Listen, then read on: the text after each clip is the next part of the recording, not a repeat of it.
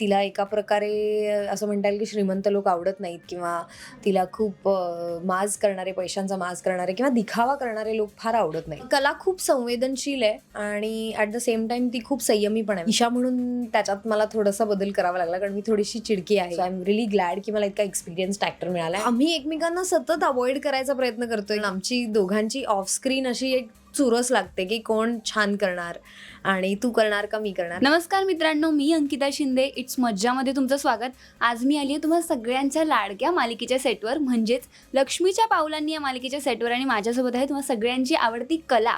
कशी आहेस ईशा? मी मस्त आहे, तू कशी आहेस? मस्त. बरं, छान मालिका सुरू आहे, प्रेक्षकांना आवडते. सगळ्यात आधी कला या तुझ्या भूमिकेविषयी प्रेक्षकांना काय सांगशील? आत्तापर्यंत जे काही प्रेक्षकांनी बघितलं तर सगळ्यांना हॅलो. आणि प्रेक्षकांना जी कला दाखवली आत्तापर्यंत तशीच ती भूमिका आहे. तिचं खूप प्रेम आहे कलेवर. तिला तिच्या आईबाबांवरही तिचं प्रेम आहे. जसं ती मधली बहीण आहे त्यामुळे तिची सगळीकडे दोन्हीकडनं तिचं सँडविच होत असतं, तसंच तिच्याबरोबरही होतं. आणि ती खूपच स्वीट आहे, खूप छान आहे. तिला तिला तिच्या आयुष्यात जे काही अचीव्ह करायचं होतं कष्ट करून आणि अगदी प्रामाणिकपणे, तशी ती खूपच हे आहे, म्हणजे काय करेजियस आहे आणि आहे त्याच्यात ती संतुष्ट आहे, असं कलाचं पात्र आहे. आणि ते आत्तापर्यंत आम्ही पोर्ट्रे जसं दाखवायचं होतं गोष्टीप्रमाणे तसं ते दाखवलेलं आहे. आणि तिला एका प्रकारे असं म्हणता येईल की श्रीमंत लोक आवडत नाहीत किंवा तिला खूप माज करणारे, पैशांचा माज करणारे किंवा दिखावा करणारे लोक फार आवडत नाहीत. आणि बरोबरच आहे तिचं, माय अग्री विथ कला. त्यामुळे असं आहे माझं पात्र कलाचं. पण ईशा, जेव्हा कलाची भूमिका तुला ऑफर झाली तेव्हा एखादं कॅरेक्टर आपल्याकडे आल्यावर आपल्याला कळतं की यासाठी या गोष्टी आपल्याला करायच्यात, यावर अभ्यास करायचा आहे. हो. तसं कला जेव्हा तुला ऑफर झाली तेव्हा तू स्वतःमध्ये काय बदल केलेस किंवा त्यासाठी कशी तयारी केली? कला खूप संवेदनशील आहे आणि ॲट द सेम टाइम ती खूप संयमी पण आहे. म्हणजे तिच्यात एक पेशन्स आहे जी इथे तिच्या लक्षात येतं की बाबा समोरचा माणूस एका पद्धतीने जर चुकत असेल किंवा त्याचं जे काय म्हणणं असेल ते ती ऐकून घेणारी आहे, पटकन म्हणजे समजूत काढणारी आहे, आधी दुसऱ्याला एक चान्स देणारी आहे, ती पटकन हे होणारी नाही आहे, गैरसमज करून घेणारी नाही आहे. तर ईशा म्हणून त्याच्यात मला थोडासा बदल करावा लागला कारण मी थोडीशी चिडकी आहे आणि पटकन बोलून जाते. मला मनात काही गोष्टी ठेवता येत नाहीत. I am like an open book. आणि ती एक गोष्ट प्रकर्षाने मला कला म्हणून बदलायला लागली कारण संयम ठेवणे, जिभेवर ताबा ठेवणे, ह्या काही गोष्टी कलाच्या मला आत्मसात करायला मिळतील त्या निमित्ताने, असं मला वाटतं. बरं ईशा, जेव्हा तुला कळलं की अक्षर तुझा कोस्टार असणार आहे, हो. ज्याने बऱ्याच मालिका केल्या ज्या खूप चांगल्या चालल्यात, हो. आणि तू ही चित्रपट मालिका अशा केल्यात, पण अक्षर आहे, कोस्टार आहे म्हटल्यावर दडपण किंवा ती एक्साइटमेंट होती? खूप एक्साइटमेंट होती, दडपण पण होतं असं म्हणायला हरकत नाही. काय कारण तू म्हणलीस तसं की त्याचा खूप अनुभव आहे आणि मी खूप बऱ्याच आमचे सहकलाकार आता इकडे, मी ह्याच्याबरोबर काम केलं, मी तिच्याबरोबर काम केलं म्हटल्यावर आम्ही थोडीशी चौकशी करतो.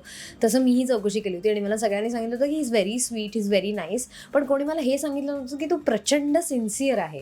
आणि मी सिन्सिअरिटीच्या बाबतीत थोडी म्हणजे आहे, मी पण सिन्सिअर, पण मला म्हणजे I am the naughtiest kid in the class. I use to be the naughtiest kid in the class. So मला नॉटीनेस पण बाहेर येत असतं बऱ्याचदा आणि मग कधी कधी मला तसं बघतो आणि तो म्हणतो की किती टाइमपास करतेस तू आणि सीनकडे लक्ष द्यायला पाहिजे वगैरे. सो सुरुवातीला मला थोडं त्याच्याबद्दल म्हणजे टेन्शन होतं किंवा एक आउट ऑफ रिस्पेक्ट भीती होती. पण आता जसं जसं आम्ही शूट करतोय तसं माझ्या लक्षात येतं की आपण सिन्सिअरिटी दिली किंवा आपण सिन्सिअरली काम केलं तर बाकीच्या वेळी मजा आणि टाइमपास होऊ शकतो. त्या बाबतीत he is very very cooperative आणि व्हेरी स्वीट. म्हणजे तो कलाकार म्हणून सांभाळून घेण्यातही खूप छान आहे. त्यांनी आता 1-2 सीन्समध्ये असं होत होतं की मला वाक्य पाठ होताना किंवा ते अगदी म्हणजे अंगवळणी पडताना किंवा ते जे काय म्हणणं आहे कलाचं, ते अजून नवीन असल्यामुळे, अजून तेवढे एपिसोड्स न झाल्यामुळे माझ्यासाठी खूप नवीन आहे. तसं त्याचं कॅरेक्टर नाही म्हटलं तरी श्रूड आणि अँग्री यंग मॅन सारखं आहे आणि I think he is experienced enough to tell me की ते कसं मी हँडल करावं माझं कॅरेक्टर वगैरे. आणि when he gives those inputs they are very very valuable. So I am really glad की मला इतका एक्सपिरियन्स्ड ॲक्टर मिळाला. आणि प्रेशर जे होतं ते आता प्रेशरचीच त्या मैत्री आणि आउट ऑफ रिस्पेक्ट सिन्सिअरिटीज बाहेर येत असेल तर नथिंग लाईक इट. अक्षरसारखीच अजून एक सिनियर व्यक्ती आहे सेटवर, ती म्हणजे तुझी आई किशोरी अंबियेताई आहेत मालिकेत. हो. तर जेव्हा तुला कळलं की तू त्यांच्या मुलीचा रोल प्ले करणार आहे, तुला 2 बहिणी असणार आहेत, तेव्हा हो. काय भावना होती, किती एक्साइटमेंट होती? खूपच जास्त एक्साइटमेंट होती कारण एक अशी सिनियर ॲक्ट्रेस जिच्याबरोबर मी आधी काम केलं आहे आणि जी कॉमेडी क्वीन आहे तिच्याबरोबर इथे कशा प्रकारचं कॅरेक्टर असणार आहे, ती काय निभावणार आहे, ती कसं निभावणार आहे याबद्दल मला खूप उत्सुकता होती. त्याचबरोबरीने मला तिच्या मुलीचं काम करायला मिळतं आहे जे मला आधी मिळालं होतं ह्याची एक्साइटमेंट तर होतीच, पण कुठेतरी थोडीशी जेलसी पण होती कारण मला 2 बहिणी असतात आणि ती त्यांचीही आई असते आणि त्यातून ती नयनाची जास्त काळजी करते किंवा तिला जास्त नयनाबद्दल एक सॉफ्ट कॉर्नर असतो.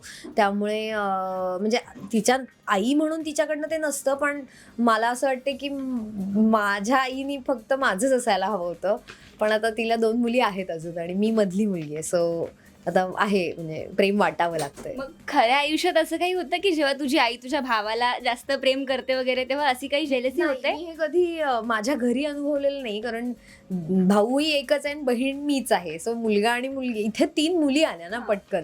मग मला आठवतंय आमच्या आधीच्या शूटच्या वेळेला किंवा आधीच्या मालिकेच्या वेळेला बऱ्याचदा असं व्हायचं की नाही ग तूच माझी शनू बेबी आणि तूच माझी मम्मा, असं आमचं एक कनेक्शन झालं होतं. तिला तेव्हा राधिकाशी काही एवढं आपुलकी किंवा हे बनली नव्हती. इथे आता असं होतंय की त्या अपूर्वा म्हणजे जी नयनाचं काम करते किंवा जी रोहिणीचं काम करते त्या दोघी खरं तर माझ्यापेक्षा लहान आहेत थोड्याशा आणि मग त्यांना अपसूक तिच्याकडनं आईसारखं प्रेम दिलं जातं आणि मग मला म्हणजे ऑफ स्क्रीन ऑल्सो ती इतकं प्रेम शॉवर करते आमच्यावर की मग मला थोडंसं पॉझेसिव्ह व्हायला होतं. हे मी पहिल्यांदाच अनुभवते बाय द वे.